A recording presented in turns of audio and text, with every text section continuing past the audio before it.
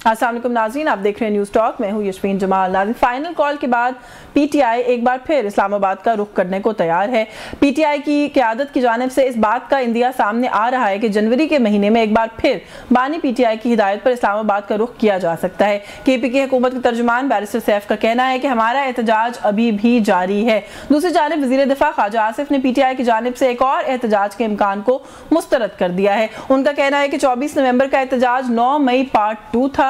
इस्लामाबाद पर हमला पसपा हुआ है। अब नहीं लगता कि आइंदा पीटीआई का कोई और शो होगा, लेकिन बानी पीटीआई का कहना है कि उनके पास अभी भी एक आखिरी पत्ता मौजूद है। अब देखना यह है कि बानी पीटीआई का मुमकिना पत्ता तुरप का पत्ता साबित होगा या नहीं, और ये मुमकिना पत्ता क्या हो सकता है। कुछ इसके हवाले से भी बात करेंगे। 26 नवंबर को जो कुछ हुआ उसको लेकर बहुत सारी स्टेटमेंट्स सामने आ रही हैं। हुकूमत की तरफ से तो जो मामलात हैं वो मिस हैंडल किए ही गए हैं, लेकिन ऐसा लग रहा है कि पाकिस्तान तहरीक इंसाफ भी जो कहना चाह रही है वो या तो सही से कह नहीं पा रही है, या फिर जैसे गवर्नमेंट का एक दावा है कि उनके पास कहने को कुछ है ही नहीं है, जिसकी वजह से इतनी कंफ्यूजन हम देख रहे हैं कि उस सिचुएशन को लेकर भी सामने आ रही है। इन सब इशूज़ पर बात करेंगे। हमारे साथ प्रोग्राम में बात करने के लिए मौजूद है पाकिस्तान मुस्लिम लीग नवाज से सेनेटर नासिर भट्ट ने हमें ज्वाइन किया। बहुत शुक्रिया सर आपका, आपके वक्त के लिए। और पाकिस्तान तहरीक इंसाफ से अजहर सिद्दीक साहब मौजूद है। अजहर सिद्दीक साहब, ये और भी बहुत सारे इशूज़ हैं, उन पर मैं आपसे बात करूंगी, लेकिन एक तो ये कि उस दिन जो कुछ हुआ, आपकी लीडरशिप जो है वो कारकुनान से पहले डी चौक छोड़कर चली गई। अगले ही रोज़ अली अमीन गंडापुर साहब कहते हैं जी कि अभी भी हमारा धरना जारी है, जो कि मैंने उस वक्त भी कहा कि बड़ी एक मज़े खेज सी बात लगती है कि आप अगले ही रोज़ जो है छोड़ के जाने के बाद कहें कि धरना जारी है।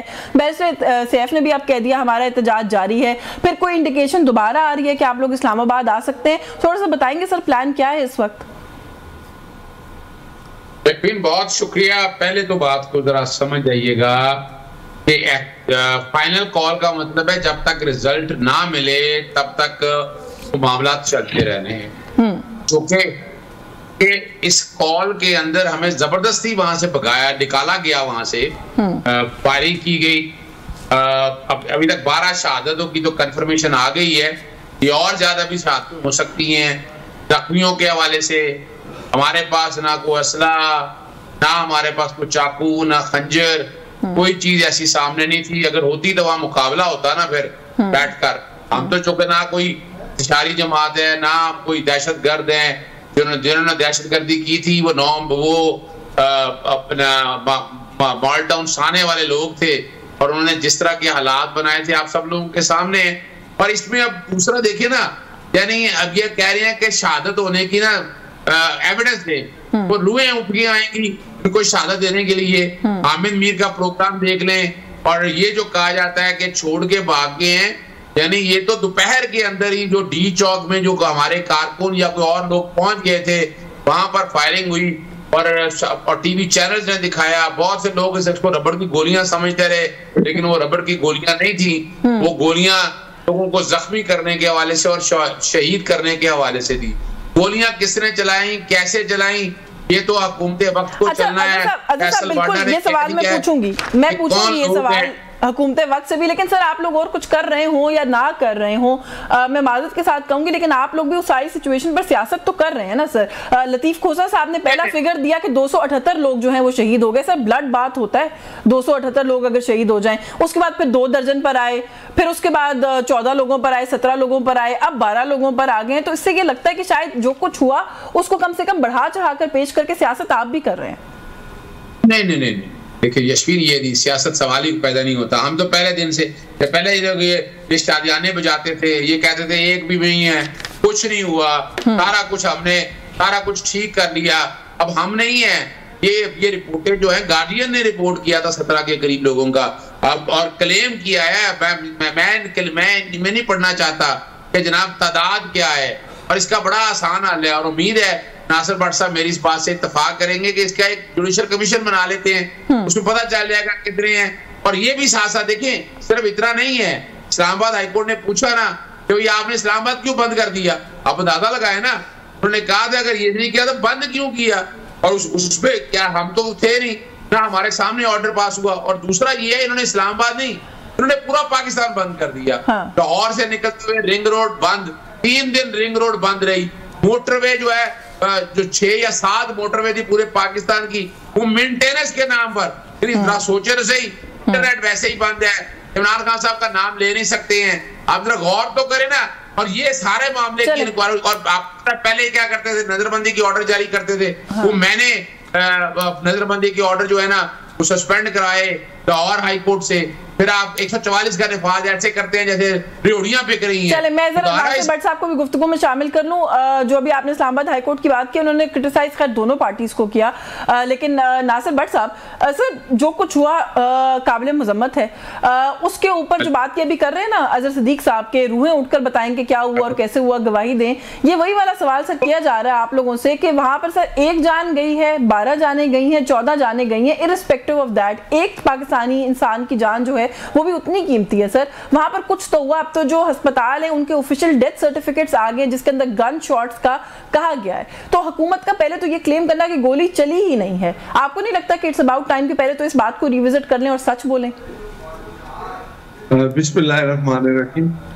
अजहर सिद्दीक साहब की बातें आपने सुनी। अभी देखें, मैं ये सबसे पहले उनको इस बात का जवाब दे दूं कि हाई कोर्ट में ये जब हाई कोर्ट ने जब मना कर दिया कि रेड जोन में नहीं आना, इस्लामाबाद में आप नहीं आ सकते, आपको इजाजत नहीं है, फिर इनके साथ जब कोऑर्डिनेट हुआ, ये जबरदस्ती जब कर रहे थे इनके साथ, वो पेशावर देखे, पंजाब से तो कोई नहीं आया, सिंध से कोई नहीं आया, बलूचिस्तान से कोई नहीं आया, KPK में तो आपका अपना सूबा था, आपका अपना वज़ीर आला लीड कर रहा था, वो सारी ताकत उठा के वफाक पे हमला करने आ रहा था। बात ये है बलूचिस्तान से तो खैर सलार काकड़ बहुत बड़ा काफिला लेकर आए, और बाकी आप जब कहते हैं ना पंजाब से कोई नहीं आया, सिंध से कोई नहीं आया, तो या बलूचिस्तान से भी कोई नहीं आया, तो माजरत के साथ ऐसा लगता है कि आप लोग KPK को कुछ अलग कर रहे हैं। KPK के जो लोग हैं वो क्या इस मुल्क के लोग नहीं है? अगर वो आए हैं तो क्या उनकी आवाज की कोई वैल्यू नहीं है? मेरी एक बात सुने ना, देखें KPK के लोग भी, अब इस दफा क्या हुआ जब गंडापुर आ रहा था, क्योंकि गंडापुर का जो ट्रैक रिकॉर्ड है वो भाग जाता है टाइम पे, इस दफा उसको कारकुनों ने भागने नहीं दिया। उन्होंने कहा मैं साथ लेके आया हूं तो तुम वॉशरूम भी नहीं जा सकते। वो खुद एक ऑडियो में कह रहा है कि यार मुझे तो मेरे पे वो एतमाद नहीं कर रहे, मुझे वॉशरूम के लिए भी उन्होंने जाने नहीं दिया। बात यह है कि अब मुझे बताएं जो जो नासिर भट्ट साहब, चलिए वैसे एक पते की बात बता दें, आपने कहा ना कि अली अमीन गंडापुर साहब को तो कारकुनों ने नहीं भागने दिया, वॉशरूम नहीं जाने दिया, फिर आप लोगों ने कैसे भगा दिया सर? ये कमाल आपने कैसे किया? नहीं देखिए, ये भगोड़े हैं, ये भाग के चलेंगे कारकुनों को, इसीलिए वो इसको नहीं जाने देते कि ये हर दफा भाग जाता है, इस दफा भी उनको अकेले छोड़ के भाग गए। हुकूमत ने कैसे भगाया, यही तो सवाल पूछ रही हूँ कि जिनको उनके लोगों ने नहीं भागने दिया, आप लोगों ने कैसे भगा दिया? मैं बताता हूँ। देखे ना, जब हमारे रेंजर पे हमला हुआ, 3 रेंजर शहीद हो गए, एक पुलिस वाला शहीद हुआ, तो जाहिर है आप ये देखें फुटेज, ये साथ जो लेके आए थे ना पुलिस वाले भी, और वो शेल जो फेंक रहे हैं, ये शेल हमेशा मैं बार बार कहता हूँ कि हुकूमत होती है कि अवाम जब किसी बिल्डिंग की तरफ किसी एक मॉब बढ़ता है तो उसको डिस्पर्स करने के लिए, तो आप जब ये तो गोलियां चलाते हैं ना, ये वाले डिस्पर्स करने के लिए गोलियां चलाते हैं सर, जो प्रोटेस्ट करने के लिए मॉब आया हो या लोग आए हो, उनको डिस्पर्स करने के लिए गोली चलाई जाती है? नहीं, गोली नहीं, मैं बात कर रहा हूँ, ये चला रहे थे पुलिस पे, इंतजामिया पे, वो शेल चला रहे थे, वो फुटेज सामने आई है। ये गंडापुर साथ लेके आए, 62 पीपल जो पकड़े गए वो अफगानी निकले, गैर मुल्की निकले। जो बंदे एहतजाज करनी आती है ना, सियासी जमातें, उनके साथ जब एक बात होगी कि आप जाके संजानी में बैठ जाएं, आपको जगह दी जा रही है। और इमरान खान, अभी तो इमरान खान कह रहा है मुझे पता नहीं संजानी है कहाँ। अच्छा नासिर भट्ट साहब, वैसे मैं माज़रत के साथ आपको एक बात बताऊं, हुकूमत जो है ना, हुकूमत जो है ना, आप लोग सर मुसलसल दामन छुड़ाने की कोशिश कर रहे हैं इस सारी सूरत हाल से। सर एक रेडीबान को आप लोगों ने उठा लिया, रक्षा चलाने वाले को आपने लोगों ने उठा लिया, एक शनवारी पे काम करने वालों को आपने उठा लिया। अच्छा, जो लवाहिकीन उनको बाद में पूछने के लिए आए कि वो कहाँ है, उन लोगों को भी आप लोगों ने उठा लिया सर, हुकूमत ने उठा लिया। आप मुझे बताएं, लोग सवाल नहीं करेंगे सर आपसे? नहीं, आप मुझे बताएं कि जब आप रेड जोन में आएंगे, पाबंदी है, आप नहीं आ सकते, हाई कोर्ट ने भी कहा कि आप नहीं आते, तो जब वो रेड जोन में आएंगे तो क्या हमारा काम नहीं उनको रोकना कि आप जब हमने एक जगह दो बातों का मुख्तसर जवाब दे दें। जो लोग रेड जोन में रोकने के बावजूद भी आएंगे, जो हुकूमत है वो उन पर गोलियां चलाएगी, हाँ या ना में जवाब दे दें। मैं आपकी बात मान लेती हूँ, इन्होंने गलत किया, ये आगे रेड जोन में गोली चलाएंगे सर। नहीं, आप मुझे बताएं फिर आप क्या हमने अपने रेंजर्स पे, फोर्सेस पे, पुलिस वाले के क्या हुकूमत ने गोलियां चलाई है? मेरा ख्याल है खबर को अपडेट कर लीजिए। अपनी बड़े सीनियर मुस्तनद सहाफी हैं एजाज सैयद साहब, वो रिपोर्ट कर चुके हैं उसके ऊपर कि रेंजर्स के वो जो 3 एहलकार हैं उनकी शहादत कैसे हुई है, वो शख्स कौन था, वो बल्कि उनके तो कनेक्शंस तक उन्होंने बता दिए कि गवर्नमेंट में कौन से कनेक्शंस हैं उनके, वो कौन थे, वो एक यंग बच्चा था, लड़का था, उसकी गाड़ी के साथ जो एक्सीडेंट हुआ और वो शहादतें हुई हैं। अब ना करें ना सर, अब उसको भी पीटीआई के खाते में डालना है। मेरी बात सुने, पुलिस वाले को किसने गोली मारी आप अच्छा ये बताएं मुझे। गोली नहीं मारी किसी ने, हार्ट अटैक से हुआ। पुलिस वाले की शहादत हुई है, बाकी 100 कुछ पुलिस वाले जख्मी भी हुए हैं, वो हॉस्पिटल में दाखिल है। मेरी बात सुने, ये आप फुटेज निकालेंगे ना अभी जब FIR कटी गई है, जब शायद सामने आएंगे कि इनके साथ जो दहशतगर्द लोग थे, जो ट्रेन लोग शामिल थे, जो गैर मुल्की थे, इन लोगों का काम अगर भी आती हूँ सर, लेकिन देखिए रेंजर्स की, पुलिस वालों की, किसी की भी और एक आम शहरी की जिसकी भी गलत तरीके से जो है वो शहादत हुई है, मैं सबकी मजम्मत करती हूँ। सवाल मैं ये पूछ रही हूँ सर कि गोली चलाएगी हुकूमत उन लोगों के खिलाफ जो कोई कानून तोड़ेंगे। कानून किस लिए होता है? कानून इसलिए होता है कि आप किसी की जान वैसे नहीं ले लेते, आप ट्राई करते हैं लोगों को, लेकिन यहाँ तो सीधी गोलियां चला दी सर। हुकूमत ने गोली नहीं चलाई, मैं आपको फिर कह रहा हूँ कि ये इन लोगों के साथ जो लोग आए थे, ये उन्होंने सारा कुछ किया। आप मुझे बताएं, वो जब गंडापुर आया था, जब लाहौर जा रहा था, उसके हाथ में आप कह रहे हैं इन्होंने खुद पर गोली चलाई अपने लोगों पर? आप कह रहे हैं इन्होंने अपने लोगों पर खुद गोली चलाई? नहीं मुझे बताया ना, अल्लाह ना करे एक शहादत भी हो। ये लोग ये कह रहे पहले 278 थे, फिर 2 दर्जन थे, फिर 1 दर्जन थे, ये 12 पे आए हैं। मैं आपको कहता हूँ कि एक इंसान की जान चली जाए वो भी ना काबिल बर्दाश्त है, लेकिन आप बताएं ये जो फिक्र दे रहे हैं, आप 12 पे आ गए हैं। उनके लवाकीन वो देखें, उनके घर जाके किसने जाके दुआ किया कि हमें पता चले। अगर हमारे पास इस तरह की कोई शहादत होती कि जी गोली चलाने वाले लोग यही थे जो पकड़े गए हैं, जो अरेस्ट हो गए हैं, अब आपके सामने हर चीज आएगी। कभी भी किसी मुल्क में जहाँ जमहूरियत मैं एक ब्रेक ले लूं, मैं अजहर सिद्दीक साहब से पूछूंगी जो आप बात कर रहे हैं, लेकिन मैं एक ब्रेक ले लूं, मैं अजहर साहब से पूछूंगी, लेकिन वापस जब आऊंगी ना सर, फिर आपसे भी पूछूंगी कि वो जो 12 लोगों का नाम ये लोग ले रहे हैं, रियासत इनका प्रोपेगेंडा गलत साबित कर दे और बता दे कि इन 12 लोगों के साथ ये नहीं हुआ। रियासत के पास तो सर ज्यादा इख्तियार भी होता है, ज्यादा रसाई भी होती है। एक ब्रेक का वक्त हो रहा है, व्यूअर्स हमारे साथ रहिए। जी वेलकम बैक नाज़रीन। ब्रेक में जाने से पहले हम बात करें जो कुछ हुआ 26 नवंबर को और उसके बाद की सूरत हाल पर। अजहर सिद्दीक साहब, आपने सुनी है नासिर भट्ट साहब की गुफ्तगू, इसी तरह की पूरे कॉन्टेक्स्ट के अंदर जो सारे इस वक्त पाकिस्तान तहरीक इंसाफ के मामलात हैं, आपने सर राना सनाउल्लाह साहब की पेशकश सुनी है। वो कह रहे हैं कि ये जो बहुत सारे झूठ और गलत बयानिए क्रिएट किए हैं पाकिस्तान तहरीक इंसाफ ने, अपने उन झूठों का एतराफ़ कर लें आप लोग, तो हम फिर मामलात जो है वो आपके साथ ठीक हो सकते हैं, बात हो सकती है। अच्छा देखिए, पहली तो बात है राना सनाउल्लाह साहब के पास मैंडेट तो है नहीं, बड़े अदब के साथ में, बड़े माजरत के साथ, बड़े सीनियर सियासतदान है, हुकूमत में पॉलिटिकल एडवाइजर है, प्राइम मिनिस्टर के पॉलिटिकल एडवाइजर है सर, प्राइम मिनिस्टर के वजीर का ओहदा है उनके पास, ऑलमोस्ट स्टेटस है। लेकिन है अभी तक कोई बता दे कि जो उन्होंने बात की उस पर अमल दरामद हुआ हो। फैसले तो सारे कर रहे हैं मोहसिन नकवी का किस सियासी जमात से ताल्लुक है, आप वहां से समझ आए। फैसल वाडा का जहां से ताल्लुक है आपको नहीं। और देखिए जो बात समझिएगा, बात बड़ी वाज़ेह है।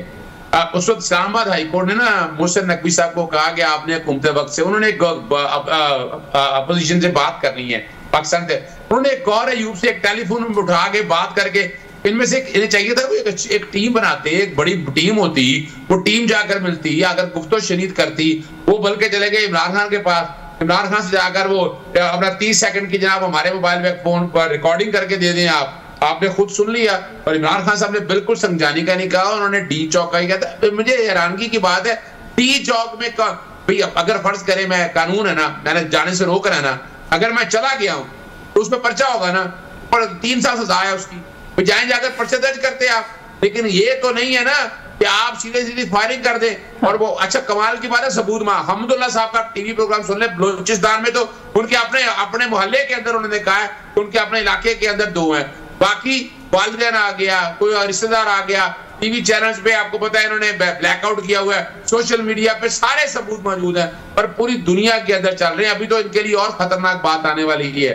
फर्ज करें, मैं ना अल्लाह ना करे, लेकिन मैं बता दूं आपको, पाकिस्तान की जागसाई अगर ये मामला चला गया बैन-अ-क़वामी दुनिया के अंदर, जरा यूं ले लें। नहीं सर, अच्छा फायरिंग हुई नहीं हुई वो कंफर्मेशन तो सर जैसे मैंने कहा इस्लामाबाद के 2 मेन अस्पतालों ने भी जो डेथ सर्टिफिकेट्स इशू किए हैं वो कंफर्म करते हैं कि वहाँ पे गोलियां चली हैं। वो वाली डिबेट तो खैर एक तरफ, लेकिन जो शुरू में मैंने आपसे बात की थी ना सर मिक्स नैरेटिव की, क्या आप लोग ये गोलियां इन्होंने चलाई हैं जो वहां से साथ लेके आए ना सर, ये बड़ा ये क्रूड एनालिसिस है सर, ये जो आप कर रहे हैं ना कि अपने लोगों को लाए और उन पर खुद गोलियां चलाएंगे सर, ये बॉलीवुड की मूवी का कोई प्लॉट लगता है, ये असल में ऐसा होता नहीं है। असल में जिसके पास इख्तियार होता है ना सर वही सप्रेस करने की कोशिश करता है। और मैं वैसे एक बात आपको बताऊं, मोहसिन नकवी साहब ने ये क्लेम किया था कि मैं अगर चाहूं तो मैं 10 मिनट में डी चौक खाली कराऊंगा, और फिर उन्होंने करवाया खाली। तो सर खाली 5 या 10 मिनट के अंदर डी चौक जो है ना सर गोलियों से ही खाली होता है और किसी तरीके से खाली नहीं होता।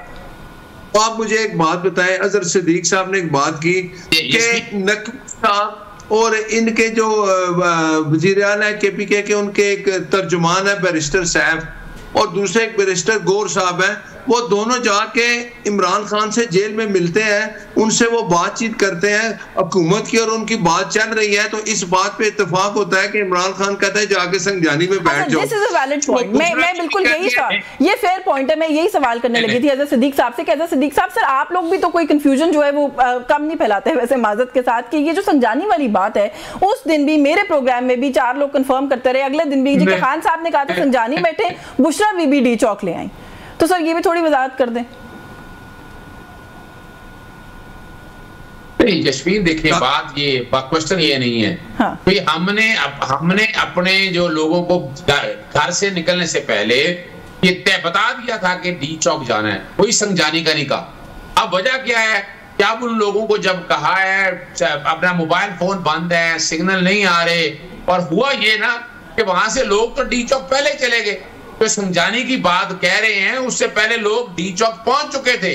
और ये अपना हामिद मीर साहब ये बता चुके हैं, हजारों की तादाद में अभी तक बुशरा बीबी साहिबा और अली बिन गंडापुर तो बल्कीस अस्पताल के करीब ही थे, वो तो डी चौक गए ही नहीं है।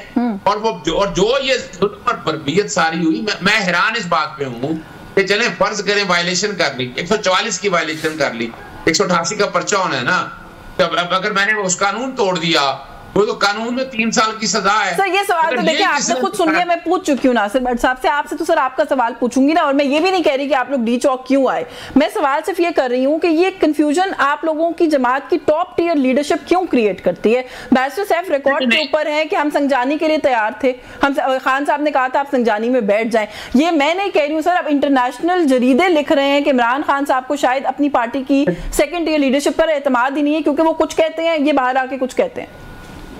नहीं देखिए, इमरान खान साहब ने तो बात ही खत्म कर दी ना, अभी मुलाकात हुई ना, पार्टी लीडर से मुलाकात हुई, उन्होंने साफ कह दिया कि डी चौक का कहा था, संजानी का तो कहा ही नहीं था। तो फिर क्यों कंफ्यूजन क्रिएट की? मैं यही तो आपसे समझने की कोशिश कर रही हूँ।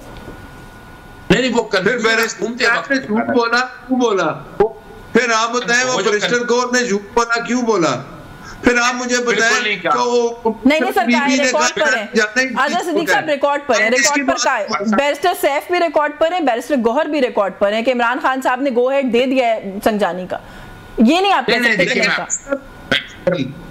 मैं फिर बताता चलूं, इमरान खान साहब का देखिए, अगर इतना परेशानी थी तो इमरान खान साहब को बाहर निकाल के ले आते, पैरोल पे रहा कर देते। यानी अगर ये जो वजह क्या है, इन्होंने जानबूझ के कंफ्यूजन तो इन्होंने क्रिएट की ना, इमरान खान साहब तो अखबार बंद कर दिया, टीवी नहीं जाने दिया। अच्छा सर ये तो जो होना था ना वो हो गया। मैं जरा नासिर भट्ट साहब से पूछ लूं सर, पाकिस्तान तहरीक इंसाफ वाले जैसे भी आपने सुना है, जो अजहर साहब ने भी एक्सप्लेन किया है कि फाइनल कॉल का क्या मतलब है कि जब तक नतीजा नहीं आ जाता। सर अब अगर ये दोबारा आते हैं प्रोटेस्ट लेके इस्लामाबाद फाइनल कॉल के उसी के अंदर कंटिन्यूएशन के अंदर, तो क्या करेगी हुकूमत सर? देखिए अजहर सिद्दीक साहब अच्छे भले वकील है, आप मुझे बताएं, आप कहते हैं इमरान खान को जेल से बाहर निकाल दें।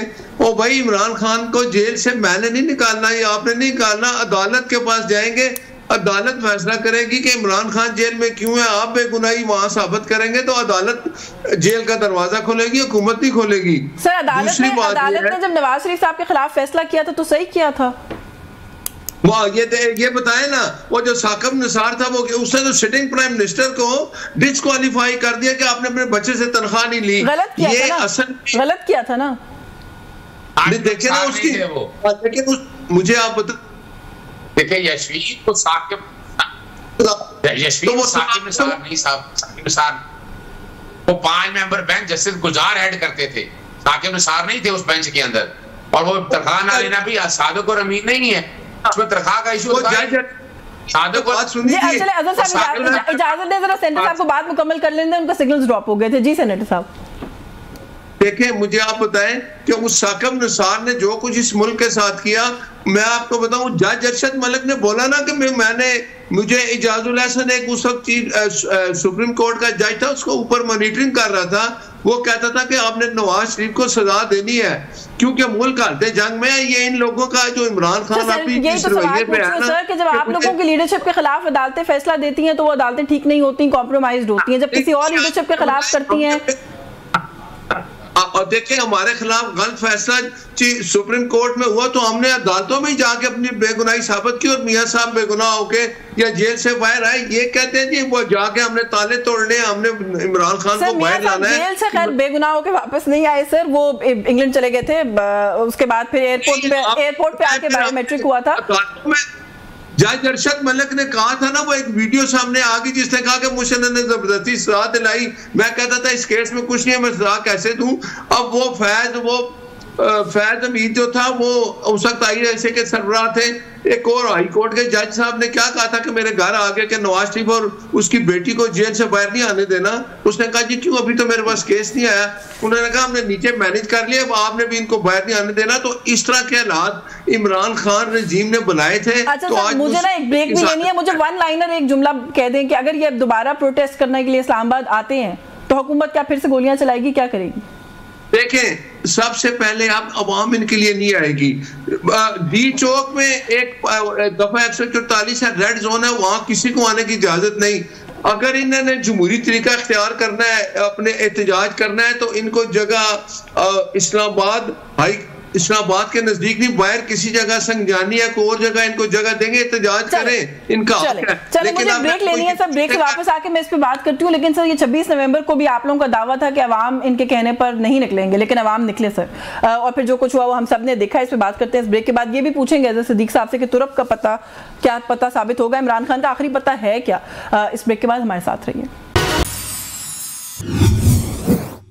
जी। वेलकम बैक नाज़रीन। ब्रेक पे जाने से पहले हम जो बात कर रहे थे सिद्दीक साहब, वो एक तो ये कि हुकूमत का सर बार बार ये क्लेम आ रहा है कि आप लोगों के कहने के ऊपर लोग दोबारा नहीं निकलेंगे, लोगों ने आपकी जो फाइनल कॉल्स हैं वो देख ली हैं और people are done with Pakistan Tehreek Insaf की जो प्रोटेस्ट की पॉलिटिक्स है। एक तो सर इस पे कमेंट करते हो, ये जब आखिरी पत्ता सर कहते हैं तो फिर क्या मतलब है, आखिरी पत्ता क्या है आप लोगों के पास, क्या हो सकता है?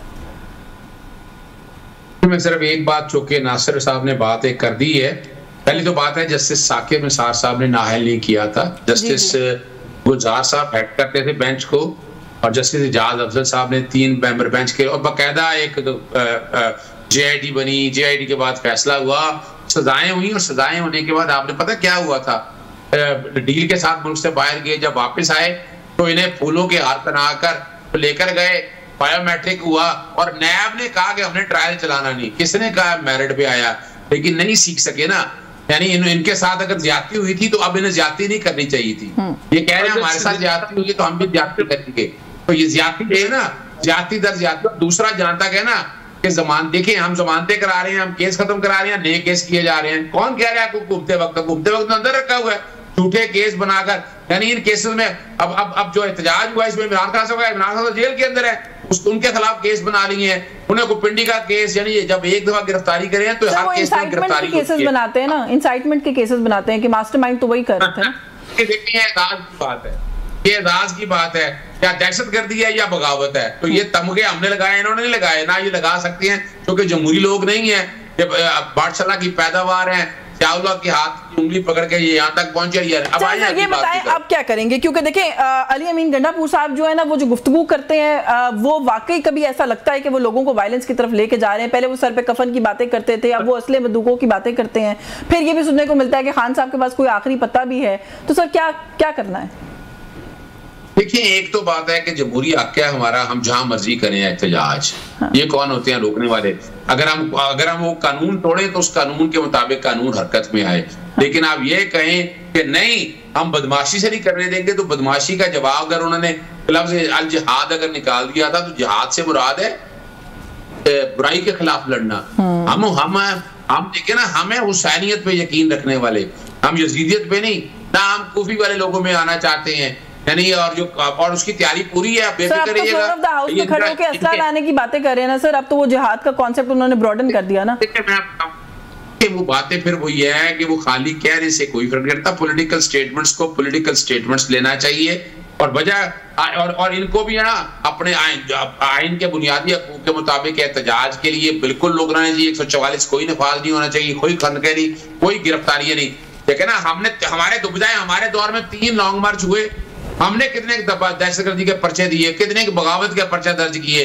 बिलावल भुट्टो कराची से निकले, उन्हें सेफ एग्जिट दिया, पता था हमारी हुकूमत गिराने आ रहे हैं, अमरीकी साजिश के तहत ये गिराने आ रहे हैं, लेकिन उसके बावजूद नहीं। और अब तो पूरी दुनिया के अंदर ये साजिशें हो रही हैं। अब तो याद रखिएगा, मामला तो इंटरनेशनल कोर्ट ऑफ जस्टिस में चला गया है। एक सवाल जो भी सेनेटर साहब बात कर रहे थे, मुश्किल हो जाएगा। अच्छा, जो सेनेटर साहब अभी बात कर रहे थे सर कि यहाँ 144 लगा है, बिल्कुल दुरुस्त आपकी बात है कि डी चौक कोई भी पाकिस्तानी शहरी आ सकता है, लेकिन अगर हुकूमत ने वहां कोई दफा 144 लगाई और आपके साथ बात करके आपको जगह दे रहे हैं, तो सर आपका मकसद तो प्रोटेस्ट रजिस्टर और रिकॉर्ड करवाना है, तो वहां बैठ जाए।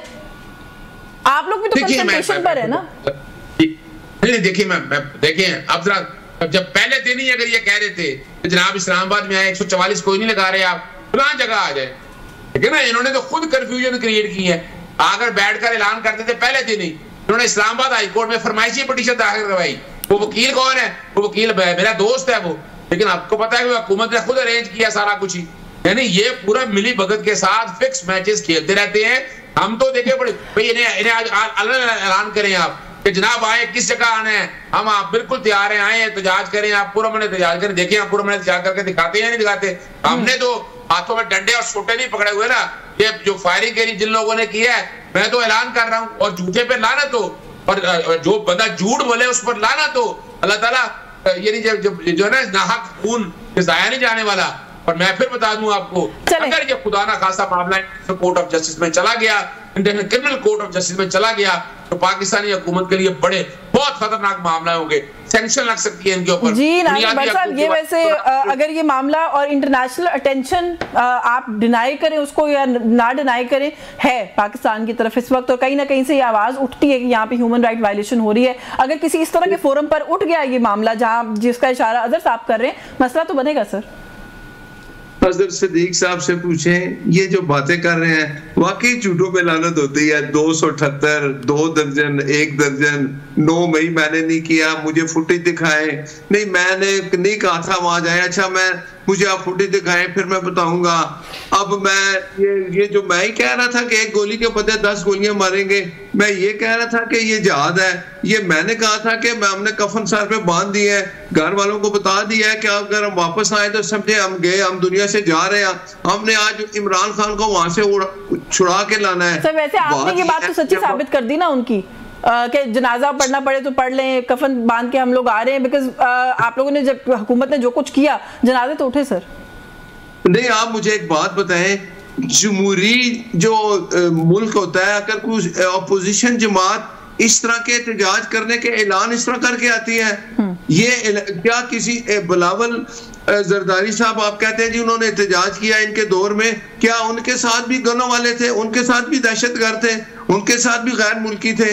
मौलाना साहब आए, उन्होंने एहतजाज किया, क्या उनके साथ भी दहशतगर्द थे? कोई ऐसी चीज आपने देखी उनके पास गन्स हो या कुछ चीज हो? के अवाम किसी भी सियासी जमात के साथ एहतजाज करने के लिए निकले, उनको प्लीज दहशतगर्द मत कहें। एक तो ये बड़ा मेरा इख्तिलाफ है। वो आपके साथ निकले, मैं तब भी किसी को मना करूंगी कि ना कहें दहशतगर्द, वो इनके साथ निकले तब भी मैं यही कहूंगी। लेकिन सर आपने कहा ना जमहूरी मुल्कों में क्या ऑपोजिशन ऐसे करती है, जमहूरी मुल्कों में सर क्या हुकूमत भी ऐसे करती है? जब आपको पता था ये एहतजाज करने के लिए आ रहे हैं, आप लोगों को उस वक्त मुज़ाकरात करके इनको कहना चाहिए था वहां पर बैठ जाएं, जो बात अभी अजहर साहब ने की है। आप लोगों ने भी आखिरी मिनट तक इनके साथ एंगेज नहीं किया सर।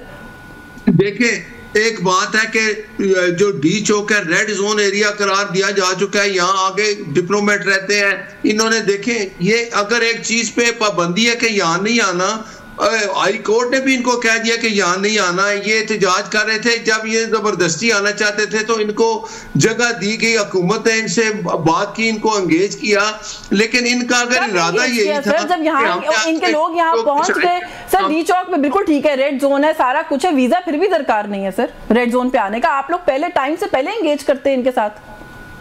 आप देखें इनको हाई कोर्ट ने भी मना कर दिया कि आप डी चौक नहीं आ सकते।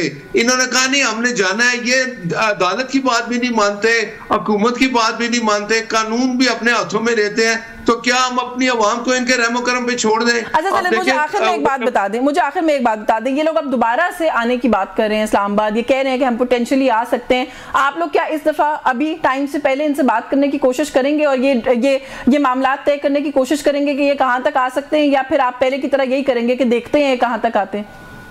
नहीं, देखिए मैं अभी भी ये कहता हूँ कि इन्होंने आना है, जमहूरी तरीके से आए, एहतजाज करें। रेड जोन में आने की जब इजाजत ही नहीं है तो आप रेड जोन में कैसे आएंगे?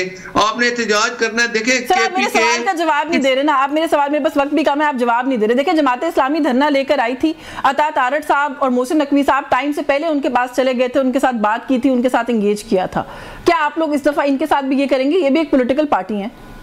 नहीं, ये देखिए ये अपने आप को साबित करें, पॉलिटिकल लोग हैं, आज करें, इनका हक है। जरा मैं बात करूं सिद्दीक साहब, फिर आप बात करें। जी सर।